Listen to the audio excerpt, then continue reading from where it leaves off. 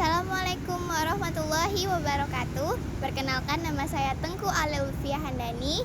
Nama saya Nomi Nofrita. Perkenalkan, nama saya Ridwan Febri Marizal. Perkenalkan, nama saya Amir Husin.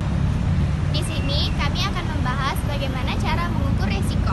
Dalam mengukur risiko, kita harus bisa memperkirakan probabilitas.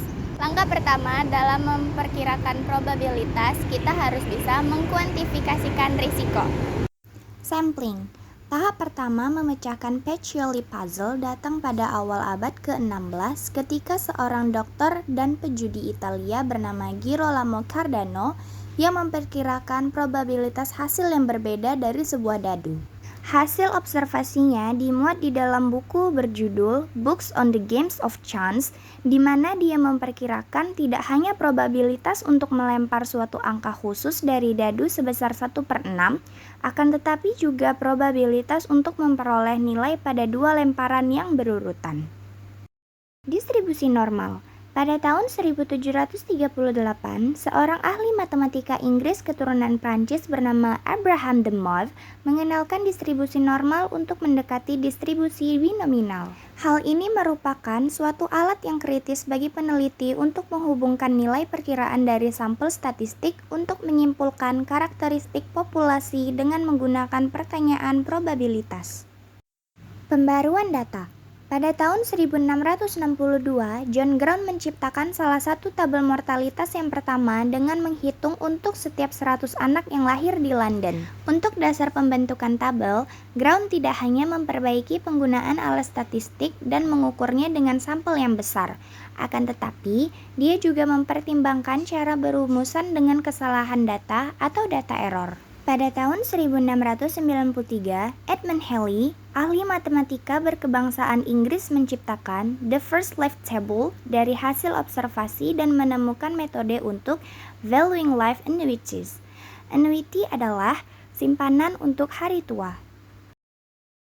Aset finansial dan hadirnya pengukuran risiko secara statistik. Salah satu teknik pengukuran risiko adalah value at risk (VAR). Value at risk (VAR) merupakan metode perhitungan market risk untuk menentukan risiko kerugian maksimum yang dapat terjadi pada suatu portofolio, baik single instrument ataupun multi instruments pada confidence level tertentu, selama holding periode tertentu dan dalam kondisi market yang normal.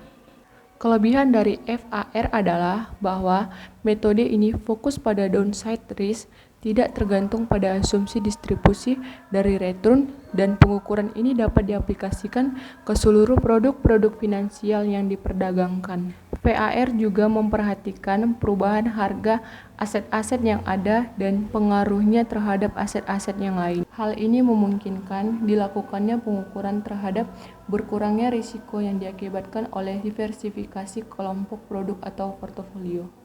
Mengenal aset tidak berisiko. The Capital Asset Pricing Model. Revolusi inisiatif Harry Markowitz dengan The Capital Asset Pricing Model di bidang keuangan. Model penetapan harga aset modal adalah model yang digunakan untuk menentukan tingkat pengembalian aset yang diperlukan secara teoritis untuk membuat keputusan tentang menambahkan aset ke portofolio yang terdiverifikasi dengan baik. Mean Variance Challenge. Analisis ragam atau ANOVA digunakan untuk melihat perbandingan rata-rata dari dua kelompok atau lebih. Hal ini memudahkan analisis berkelompok sampel yang berbeda dengan minimal risiko kesalahan. Asumsi yang harus dipenuhi untuk melakukan uji ANOVA yaitu random sampling, multivariate normality, homogeneity of variance. Petals and Power Law Distribution. Distribusi ekor lemak adalah distribusi probabilitas yang menunjukkan kemiringan atau kurtosis yang besar relatif terhadap distribusi normal atau distribusi eksponensial. Dalam penggunaan umum, istilah ekor gemuk dan ekor berat terkadang identik. Fat tail kadang juga diartikan sebagai subset dari heifer tail. Distribusi tidak simetris, asymmetric distribution. Distribusi asimetris adalah situasi di mana nilai-nilai variabel terjadi pada frekuensi yang tidak teratur dan median, dan modus terjadi pada titik yang berbeda. Distribusi asimetris menunjukkan kemiringan. data power, arbitrage pricing, and multifaktor model. Model multifaktor digunakan untuk membuat portofolio dengan karakteristik tertentu seperti risiko atau untuk melacak indeks. Saat membuat model multifaktor, sulit untuk memutuskan beberapa banyak dan faktor mana yang akan disertakan. Selain itu, model dinilai berdasarkan angka historis yang mungkin tidak secara akurat memprediksi nilai masa depan. Model multifaktor juga membantu menjelaskan bobot berbagai faktor yang digunakan dalam model, yang menunjukkan faktor mana yang lebih berdampak pada harga aset. Multifaktor dan proxy model. Model 3 faktor Fama Prancis.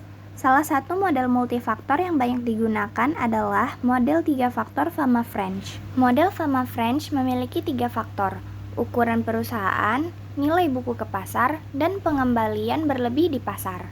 Dengan kata lain, 3 faktor yang digunakan adalah SMB atau Small minus Big, HML, High minus Low, dan tingkat pengembalian portofolio dikurangi tingkat pengembalian bebas risiko.